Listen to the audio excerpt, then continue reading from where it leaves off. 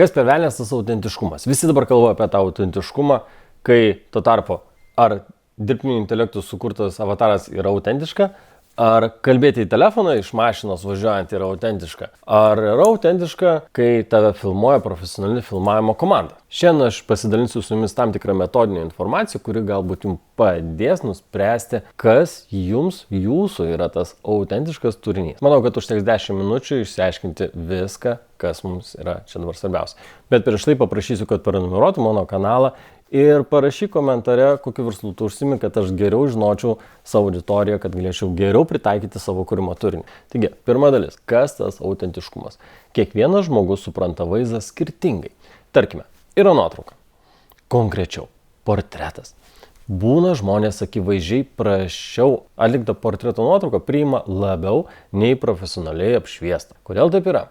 Ar yra tam koks nors terminas? O pasirodo, tai yra klasikinis fenomenas, su kuriuo nuolat susiduriama dirbant su vizualika, kameromis ir pasakojant istorijas. Aikštelėje galima valandas statyti tobulą 3 taškų apšvietimą, derinti atspindžius akise ir ieškoti idealios kompozicijos. O galiausiai auditorija ar net pats klientas pasirinka telefonu darytą, grūdėtą ir kiek neryškų kadrą iš užkulisių. Fotografijos, teorijoje, psichologijoje ir komunikacijoje šis reiškinys analizuojamas per kelias prizmes. Ir tam apibūdinti yra naudojami keli labai tikslūs terminai. Pagrindinis terminas – punctum ir studium. Geriausiai šį fenomeną aprašo garsus prancūzų filosofas ir semiotikas Rolandas Barthesas savo knygoje Kamera lucida.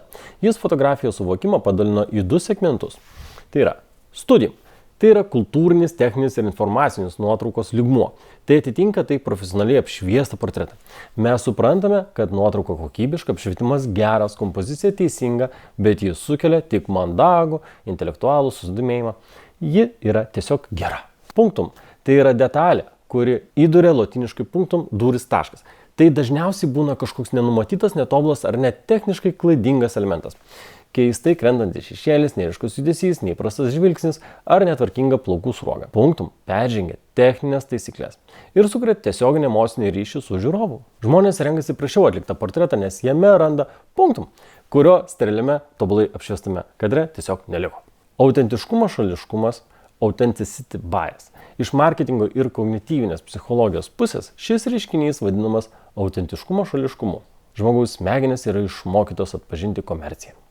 Kai matome tobulai apšviestą retušuotą portretą, mūsų smegenyse dažnai įsijungia gynybinis mechanizmas. Tai yra surežisuota, man bando kažką parduoti, arba tai yra dirbtinė poza. Techniškai prastesnė, buitiškesnė ar natūraliai šviesoje daryta nuotrauka smegenims signalizuoja intimumą, pažeidžiamumą ir tiesą. Žiūrovas pasąmoningai galvoja, čia yra tikrasis žmogus be kaukių ir be studijinių šviesų. Mikroekspresijų dominavimas prieš megapikselius. Profesionalus portretas dažnai reikalauja, kad pozuotojas sėdėtų tam tikroje pozoje, laikytų galvą konkrečių kampų.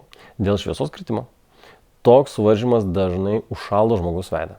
Prastai apšviesta nuotrauka dažniausiai būna pagauta spontaniškai. Joje užfiksuojama tikra mikroekspresija, veido raumenų judesys trunkantis vos 1/25 dalį sekundės.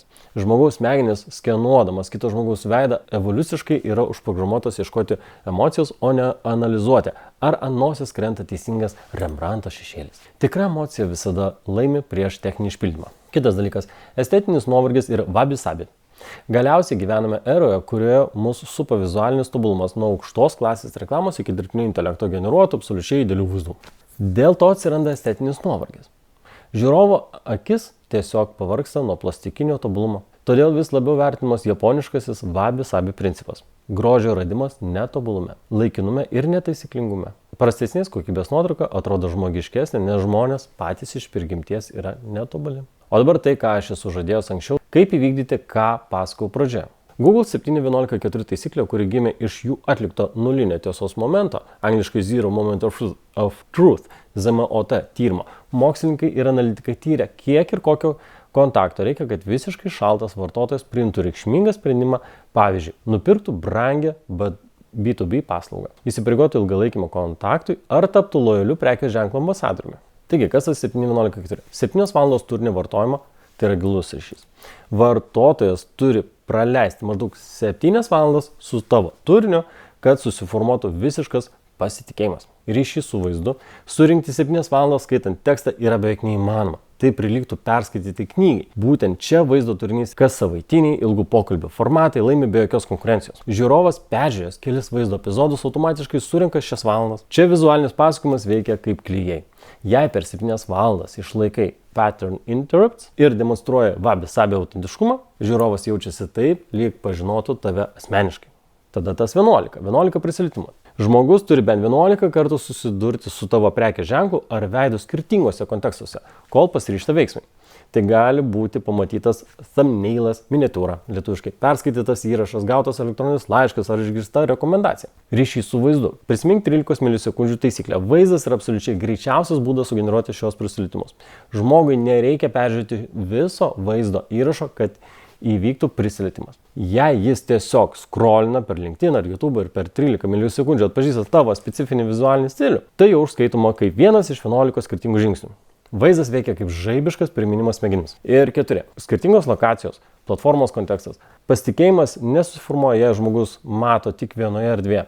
Jam reikia pamatyti tose 4 skirtingose lokacijose. Pavyzdžiui, YouTube laidoje, gyvame renginyje, LinkedIn sraute ar tavo agentūros internetinėje svetainėje. Ryšys su vaizdu. Smegenys reikalauja nuoseklumo. Skirtingose platformose matomas vieningas vizualinis pasakojimas, tos pačios spalvos, tas pats apšvietimo stilius, tie patys grafiniai elementai sujungia šias lokacijas į vieną bendrą istoriją. Mes žinome, kad pagal Google 7.11.4 taisyklę, norint parduoti brangią paslaugą ar sukurti lojalią bendruomenę, žmogus turi su mumis praleisti 7 valandas, patirtis 11 prisilietimų 4 skirtingose platformose. Tekstu tai pasiekti truktų metus. Tačiau pasitelkę vizualiką, mes nulaužėme šią sistemą. 13 milisekundžių atpažinimas mums leidžia žaibiškai rinkti tuos 11 prisilietimų vien per thumbnailus arba miniatiūras ir socialinių tinklų srautą. O vaizdo įrašų formatas leidžia greičiausiai ir autentiškiausiai surinkti tas 7 pasitikėjimo valandas. Taigi, apibendrinant šias 2 dalis. 1. Pasirink savo įvaizdžio formą. 2. Komunikuok teisingai. Tai veikia marketingo strategija.